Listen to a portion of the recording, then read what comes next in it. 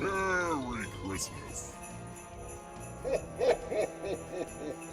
Hello and welcome to another episode of Wheel of Horror Christmas, the podcast where two best friends spin the wheel once a day leading up to Christmas. It chooses the movie and they discuss it. Today we're talking about the 1983 film A Christmas Story, which was directed by Bob Clark. I'm your co-host Alec. I'm Erik, and with us is a very Christmassy guest, Sean Dwyer, who we call Burns. Burns, welcome to the show. Thank you for having me. Glad to be here. Yeah, Burns, I'm so happy. Burns and I went to college together up at Suffolk, and I haven't seen you in, God, I want to say maybe like 5 years, probably, Burns? It could be even longer, actually. I think maybe, did I see you in New York? Yeah, I'm sure. I remember Marty, your friend Marty, was living there, and we all hung out a bunch. Yes. So Okay. at least 5 years. Yeah, man. And you are one of the most interesting people I've ever met, Burns. I love just your take on things. The first time I met you, I was like, this guy loves like Martin Scorsese kind of movies, like those like 1950s, 60s Italian kind of movies. And when Erik and I were choosing our podcast movies, I was like, I want to have Burns be on this one specifically because it's like that old school kind of movie. Yeah, So, you're an old soul, Burns, from what I remember. And I haven't seen you in about 8 years, but I know you love the oldies and you like all the classic stuff, and I appreciate conversations with you from the past. Oh, that means a lot, man, and I appreciate it. You're hitting it right on the button. I'm definitely an old soul. It's definitely all that old music and movies about those eras. That's definitely where I'm at. So Burns, right off the bat, what did you think of this movie? This is your first time seeing it, right? It was my first time seeing it, and I'll be honest. It was good. It was good. There were definitely times when I thought it was a little silly, but it's a movie about a kid, and it's from the kid's point of view. I mean, it makes sense. Yeah, it's definitely actually, Erik, what do you think? Because I have a weird relationship with this movie, so I want to know what do you I've seen this my whole life, and with my grandpa, we watched it all the time. He used to laugh his ass off. We've seen it 1,000 times, and he'd laugh his ass off at the scene with the kids putting their nose up against the window, and like their noses are sticking up as they're looking at the toys and stuff, and he'd always laugh. And we'd watch the 24-hour marathon. It was just on TV in the background, you know. This is my first time watching it not in a 24-hour marathon. I feel like I don't watch this until Christmas Day, you know. So for most people, and Burns, I was like, how did you not see this? On TBS on Christmas Day for 24 straight hours, they play this movie back to back to back to back for 24. It usually kicks off at like 8 p.m. Christmas Eve and then goes till 8 p.m. I've seen Christmas that. Day.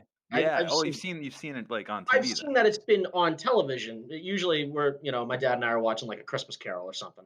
Yeah, that's how we cook. That's how we cook our food. You know, we put the turkey in the oven, and then it's like, oh, Ralphie just shot his eye out. We got until the next movie starts when they go. The kid sticks his tongue, and then we take the turkey out. It's like that's the timer. Okay.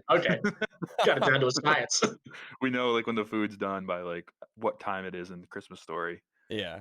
Yeah, I forgot that. I thought this movie took place in the 50s. I didn't realize it took place in the 40s. 40s. Yes, 1940s. Yeah, because there's no TV. He's like obsessed with the radio. So that was interesting to see. I was like, oh wow, this is like my grandparents' age, like when they were kids. So seeing them, I'm like, it's pretty funny to see how different the world was. That's true. And you get a look at the size of those radios too. They're juggernauts. Oh my God. They're absolute juggernauts. As a matter of fact, it's funny, but if you remember my buddy Matt Cheever, who was the tall blonde kid, his parents had a radio just like that in their house. It still worked too. I think it still works even to this day. I believe it. Those old American products, like the cars in this movie, I mean, even though the wheel pops or whatever, but those products last forever. I mean, people bought a TV in like 1970. They had that until like 1990. My grandma had her vacuum cleaner from the I think the 40s until she died. Jesus. Yeah, now they're built to break within 3 years. It's true. It's true. Yeah, it's crazy. It's true. That's a 50-year run right there almost. Funny story. So my old man bought his father a mower. This is right like a year before he died, and it was from Sears, and it was still when Sears and all those companies were making mowers over here, and that was like 1990. And that thing still runs to today. I believe it. Every mower my old man has bought since then, in like the mid 90s and beyond, breaks down within like 2 years. It's just crazy.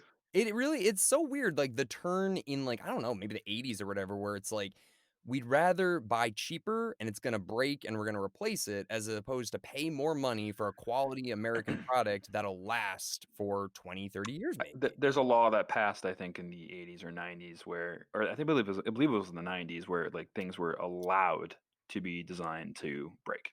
Like iPhones, dude, the iPhones don't last longer than a year. Right. So yeah, I don't know, man. I want to know what it's like to live in a world where when you buy a TV or you buy an iron or a radio or a car or something, it's not going to break. I want to live in that world. Yeah, me too. Yeah. All we have is like Cutco knives, right, Alec? Hey. The Cutco knives have a forever guarantee, okay? I used to sell Cutco knives. Anyways. This movie, though, I don't think I've seen this movie probably since high school, like sat down and watched it from beginning to end. It has a lot of classic moments. It has a lot of moments that I think people, they always know, like the leg lamp, you'll shoot your eye out, kid, the tongue stuck to the pole, the bunny suit thing. There's so many little moments that, like, even if you haven't seen this movie in 20 years, you still remember those things.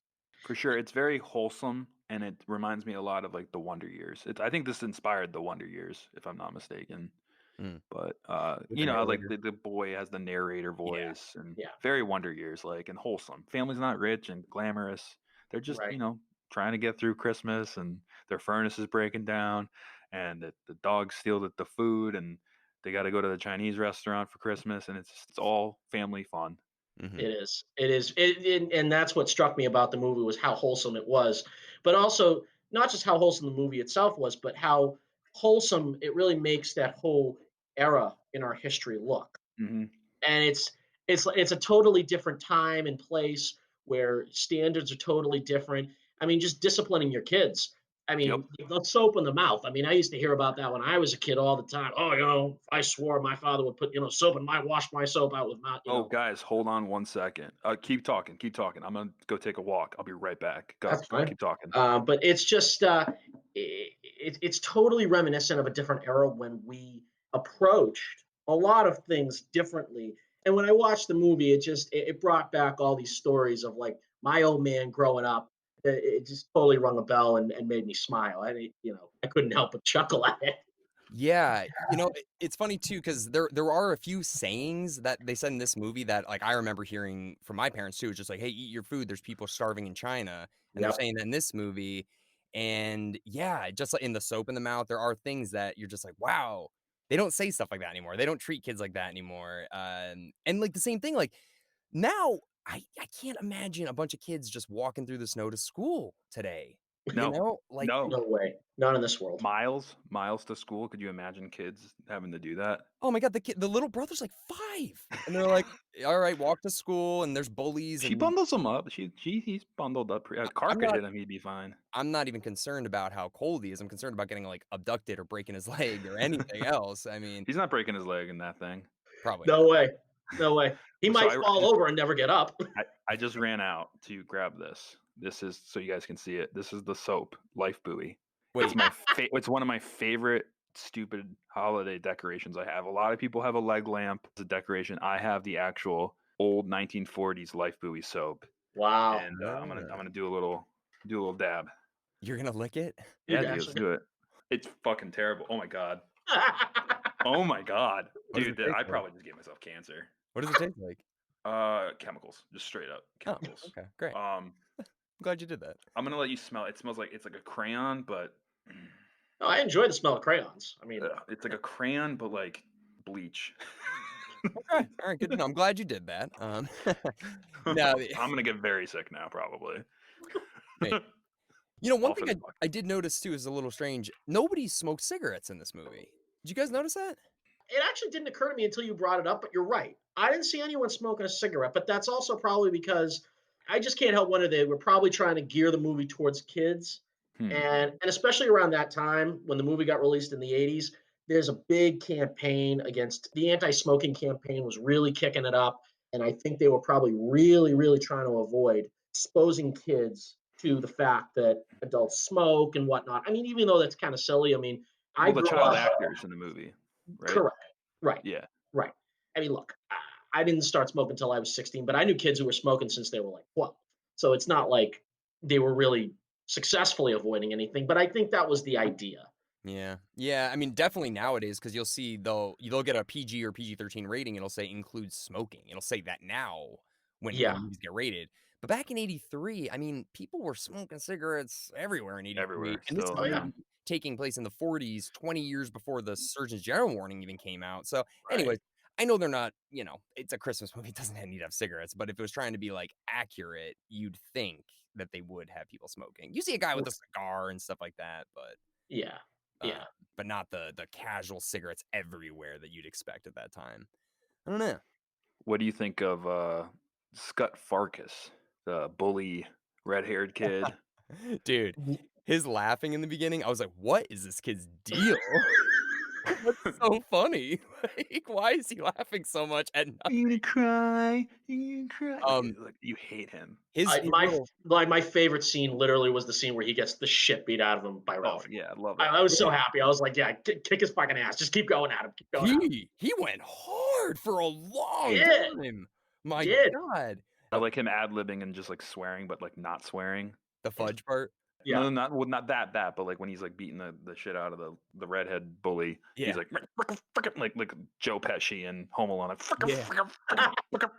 like not swearing but saying something. Dude, his little friend, I don't remember his name, but the redhead bully's friend, dude, his like walk, his stagger, I was like, this guy looks like an old like, what do you want to do here, pal? Like, Yeah. I kind of saw that. I kind of got that. Flick was his name, I think. No, Flick, yeah. not Ralphie's friend. Oh yeah, what the hell? I don't know. The bully, the shorter bully. I was like, this kid's gonna be a real like gangster. Grover was his name, I think. Oh, okay, yeah. I liked his. I'm looking it up. Sorry. I liked his swagger. Yeah, he reminds me of the little Irish guy that says, "Come on, you want to fight about him? Come on, put him on." Yeah, Hey, he said, "Get over here." something like that. So there's really not a plot to this movie, which is fine. I think it's more of like a nod to the 40s and what it's like to be a kid. It feels like if like Ron Howard and like Tom Hanks were to make a movie about the 60s now, like that's what Bob Clark was doing in the 80s for the 40s movies. You said there's no plot to this movie? Is there? It's like a little kid that just wants a BB gun and then we just see his day to day. Perfect Christmas plot. It's a young 10-year-old, 8-year-old who wants a Red Ryder BB gun. Yeah, I'm not and he has to convince his parents he's getting it in the 1940s. It's like awesome. right. I'm not complaining. I'm just saying it's not like Elf where it's like a human was raised in the North Pole, comes down to find his father, or the Santa Claus. A guy becomes Santa Claus because he kills Santa. Like those have clear plots. Even Jingle All the Way is like the dad's got to find the toy for his son for Christmas. This one's just kid wants toy, and then we kind of see what it's like to live in the 40s. Well, the payoff is I great agree because he with that finally gets it. He finally gets the gun, and what does he do? Shoots his fucking eye out. Thanks, Burns. I was saying that I agree with you that I honestly think this movie didn't really have a plot. I mean, yeah, it kind of had like a basic outline. The kid's gonna try to get the BB gun, and he's gonna try to convince his parents, his teachers, and Santa Claus all that he should have this gun. And he spends the entire movie trying to do that. But it's not like there's like a story arc. You know what I mean? Yeah, that's what I mean. Yeah, it's a fine movie. I have nothing against it that it doesn't. I actually like that it's just pretty much like, hey, we're living in the 40s and this is just what it's like to be a kid. And he's talking about radio shows that he likes and Ovaltine drinks that he would drink back then. Ovaltine. I like that though. But Yeah. the one thing that I love about this movie so much, it reminds me of my life a little bit, is I wanted a BB gun so bad when I was like 12 and my parents wouldn't let me get one. And I begged and begged and begged and they still said no, whatever. And I just want to shoot in the backyard, whatever. So finally, I think it was for At the age of 17. No. Like 12 or 13, my dad bought me a BB gun and I was so excited. And he got me like 5 different locks for it. He's like, you're not going to use this. So he was like, really, like, you're going to get the key from me when you're going to use it, all this stuff. It was fine. And he's like, if you ever point this at a person, I'm taking it away forever. I was like, I won't. So my brother takes it. Okay. And we're in my grandparents' basement. And he just goes, hey, Dad. And he looks over and Bailey's pointing it at my dick. And my dad walks over. Runs over. I can see this. Snatches the BB gun out of my brother's hand and snaps the whole thing in half on his knee. And I was like, what did I say? I've never seen my dad ever yell like that in my life. He has one rule: don't point the gun at your brother. And what did he do? Like, it was my gun though, and my brother, he's like, Dad, look at me. And he points it at my fucking dick, and then my dad snaps it, and he's like, that's it. This is what I was talking about. And I was like, it wasn't me. Never got that gun back. Well, you gotta watch your guns, Alec. Like it's It's part like- like didn't you watch the gun safety VHS your dad made you watch every time you touch the gun? I probably had to take like a training course, like an That's 8-hour. what I'm saying. But it's like, yeah, it's like, hey kid, you'll shoot your eye out. It's like, hey kid, your brother will shoot your dick off. Like, Well, I had a BB gun, Alec, and we were doing stupid shit with it when we were young too. So kids shouldn't have these. yeah, kids shouldn't have a BB Yeah. gun.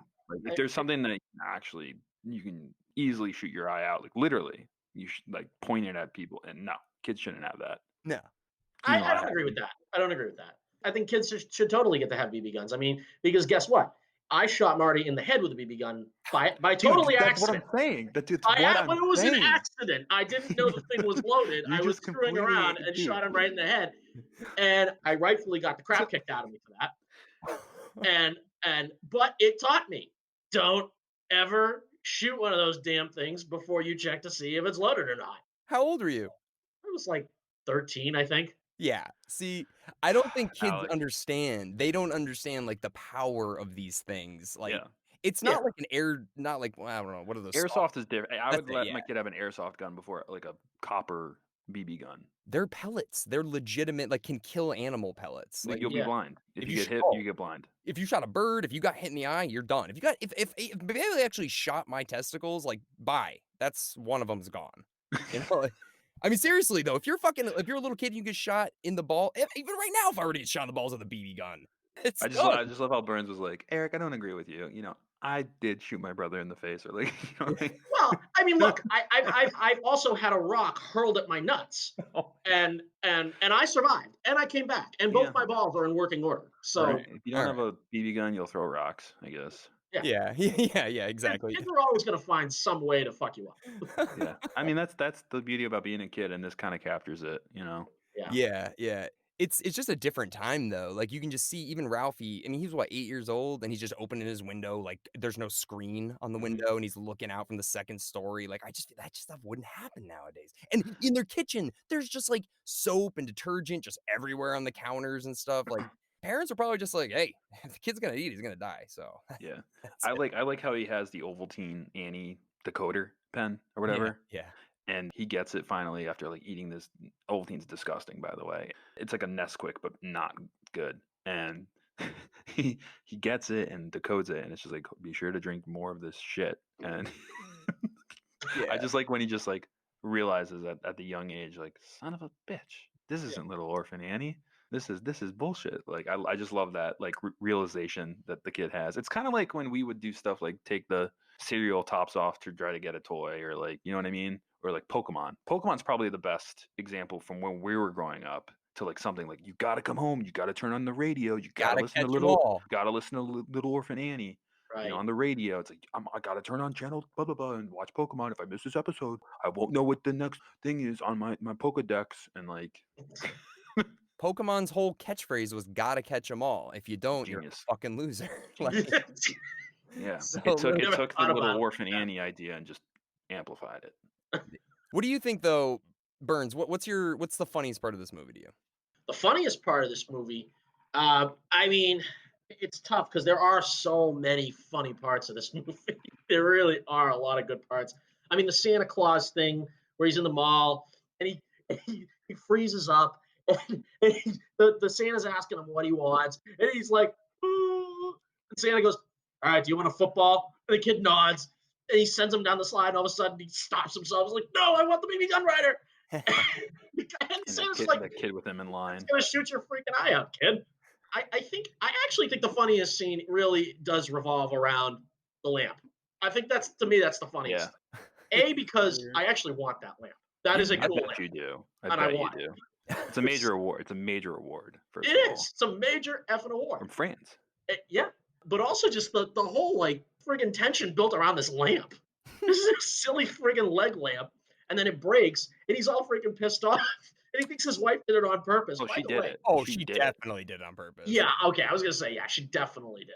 Yeah. And he's like, "Don't touch it." He like takes it out of her hands. And then he buries it in the yard. Yeah, like Ralphie exactly. says. It gives it a proper Christian burial. What about you, Eric? What are your favorite parts? I mean, I just love how Ralphie at the end Huck Finns his way out of this one and literally makes up a lie because he's worked so hard throughout the movie to convince his parents to get this BB gun. He almost shoots his eye out. He knows it was the BB gun that almost shot his eye out, and he has to come up with a lie as to why his glasses are broken. And thankfully, he was wearing glasses. Yeah.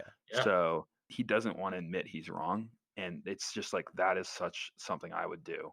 And Yeah. something every kid would do Yeah. is just make up this bullshit lie about an icicle. Just Fake tell- it till you make it. Like the Yeah. icicle hit his eye, and like, what? Like, he's like, I was just looking up for a second, and the icicle fell and broke my glasses. And the mom like is like, oh, you sure it wasn't the BB gun? Like, Like, no, because he knows if he tells the truth, that thing is going in the trash immediately. yeah.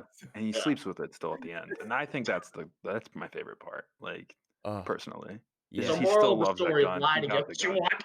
Yeah, it's what you want, man. It's just like I would rather shoot my eye out than be wrong. Well, yeah, that's really great. I've got two scenes that I just absolutely love. I love the kid's reaction when he's stuck to that pole, when his tongue is stuck, is so good. That looks Yeah. so real. Yeah. It looks like they really did that. He's like, don't eat me out here, like doing that. It's so easy to get out of that, dude, if you've I never know. done that. It's just hot Is water. it? Yeah. No, not hot water, dude. You take your hands and you cup them around your Oh. face, and then you just go, and it creates Oh, yeah. steam, and you just Mhm. pull it off. When you're Science, eight- bro. Science. When you're 8, though, you're not thinking clearly. No, you're an idiot. Yeah. But that was I love his reactions. That kid's reactions genuinely had me laughing out loud. And then I do like the how the kids scream. All of them scream in terror when they're on Santa's lap. Everyone. Like, what do you want for Christmas? Then immediately a screech. And they're like, okay. And he's just like, if I'm here 1 minute after 9, you can kiss my foot. Like, sort of. Oh yeah, dude, that guy's definitely just getting loaded right after his shift. The Oh. Santa, Oh, still in the suit. He doesn't care. So, Yeah.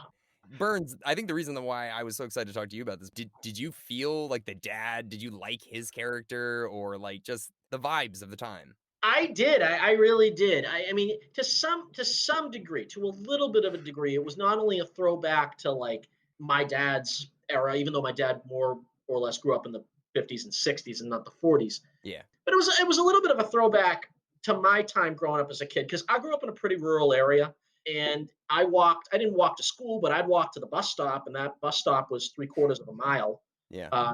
My parents weren't helicopter parents. I had a lot of freedom to go outside and do what the hell I wanted and run off and, be with my friends and stuff like that. So it was a little rocks bit and of a, stuff. yeah, it was a little, yeah, exactly. Get rocks thrown at my balls. But it was definitely a little bit of a throwback for me too. Yeah. But and the one scene that I actually really, really identified with almost identically was this scene where he wakes up and it's Christmas morning. All the friggin' trees have the icicles hanging from them, and he's so amazed by this. And he just reminded me of being a kid on Christmas morning and Dude. waking up and seeing all the snow and the icicles on the trees. It's just so magical, and it's so special. You're melting my icy heart right now. It really was amazing. So I liked it for that. I liked all the throwbacks. I mean, obviously the radio stuff. I remember my dad talking a little bit about the shows that were on. There was one show that they did not talk about in this movie that my dad always talked about, which is I think it's called Shadow or something. He would go, "What evil light lurks in the hearts of men? The shadow knows." And it's just, but that reminded that scene where he's on the radio and they're playing all that stuff reminded me of that too. Okay. Yeah. Yeah. So it's like the Twilight Zone of radio shows. Or something. Yeah, essentially. That's cool. Yeah, I think the one thing I did want to mention to all three of us, obviously I know you and Eric and I, we grew up in the same town, but Burns, you grew up not too far, like north, a couple hours. I can't imagine somebody from like Florida or the South or California or something watching this movie and having the same feel that we have from this, because it's Christmas and cold weather just go hand in It's hand. Indiana, northern Yeah. Indiana was Yeah. where the movie took place. So, Yes. Anywhere that has snow in America and then has Christmas and stuff like that. I live in California now, and it's just, people put lights up and it looks nice, but there's something about cold weather and snow and Christmas that just, you have to have it. It doesn't work. You have to have a middle class family, winter weather, guns. No, I'm No, like but, no. but all of us can relate to this because we all grew up with Christmas and snow and stuff like that. And it's just, Yeah. I don't know. It's weird. I'm trying to imagine what it must be like to live in Florida your whole life and watch a movie like this. You're probably like, I don't get it. Like, I just don't get it, what's really funny about that is at first I actually thought this movie took place in New England because at the very beginning the dad's reading the newspaper and he mentions the Sox and I'm like, oh, is he talking about the Red Sox? Is this New England? I didn't, obviously it's the White Sox. It takes place in Indiana. One thing I'm interested to know though is that this movie's based on a book written by the guy who ends up narrating the movie. Is Yep. it based on his experiences growing up as a kid? Bob I thought, Clark is the guy. No. I'm sorry. Bob Clark directed it. The voice was Gene Shepard. yes. And he was the one that did the voice. I believe he wrote this as well, and it was probably just his experience growing up, and it's probably very autobiographical, I would imagine. But he was a radio Yeah. guy, and he's got an Yeah. awesome voice. It kind of has to be, no matter what. Like, you got to bring people in and from the 40s to like talk about their childhood. He's a Right. little older though. He was born in 1921, so Oh. but he was a radio host in the 40s in Indiana. So I'm imagining this has to be Oh, okay. very inspired by him. Yeah. But I love his voice. Oh, it's so good. It Yeah, is. real quick too. Also, the kid who plays Ralphie, now he's a grown adult, Peter Billingsley. They must have casted him and said like, we want the kid with the biggest, bluest eyes in the world, and we're gonna put glasses on him. He Like, looks like that's a the middle-aged only- man. Yeah, he's great. I mean for his age, and Oh yeah, it's like you're not saying any lines, you're just reacting pretty Right. much. to Yeah. pretending you're hearing. It's like this is like before the Wonder Years, so he's like, yeah, it's not an easy acting job at a young age to do. So No. kudos to him for sure. Oh yeah, I was watching it too. There's so much time where the voiceover's going on, and then you just see Ralphie like turn, and then like he's reacting to the voiceover. And I don't think the voiceover is playing in the background, so he's Probably probably not. listening to the director. It's like, and now you're about to fire the gun. Yeah. And Oh, Eric, super quick before I forget. Did you notice? You know how his little friend's name is Schwartz? yeah, that was one of his friends, right? Okay, yeah, and he blames Schwartz for the reason why he swore, right? And then What? yeah, What? dude, And the mom- doesn't that sound like Kyle's mom? Yes. Oh, from South Park. He's like, what? Like when she goes on the phone, he's like, yeah. So it's like, he said the F word, and all of a sudden you just hear on the other line, what? That poor kid. Do we see him again in the movie, or was that it? I don't remember seeing him again. We hear about like the punishment he receives, but I'm like, dude, South Park 100% was inspired. Yeah. Kyle's mom is definitely supposed to be like Mrs. Schwartz, like the what? Like my son swore. That's so good. Yeah, man. Yeah, that's a good connection. That's funny. So just to wrap it up here, Burns, what we do is we give this a rating of 1 out of 10 snowflakes as a Christmas movie. So if you were going to give this out of a scale of 10, what would you give this as a Christmas film? I'd give it an 8. I'd give it a solid 8. Yeah. Nice. That's a pretty damn high score, Burns. Yeah. Is any reason for that? I mean, I just didn't go to 10 because I don't think I see it as a Christmas classic in the way that like say like a Christmas Carol is, for example. But it's also hard. It's really damn hard to be like a 5-star Christmas movie. You gotta like. I couldn't even describe what you have to do to get to that point, but it's very hard to get there. I think 8's still a damn good score. For my money, I think the only thing that maybe tones it down for me a bit in terms of the rating scale is just the couple of scenes that are a little silly to me, like the scenes where he's imagining his teacher like giving him like an A plus and like stuff like that. What is your favorite Christmas movie, actually, Burns? I mean, honestly, If you say Die Hard, I'm gonna fall out on my chair. No, it's not. It's not Die Hard. I mean, I really do like A Christmas Carol, the one with Alistair Sim, which was made in the 50s, and it's actually a British production, Ooh, and it's wow. really good. Interesting. Probably a close second to that would be Scrooged. Bill Murray. Yeah. All right. I know. I like that one. Yeah.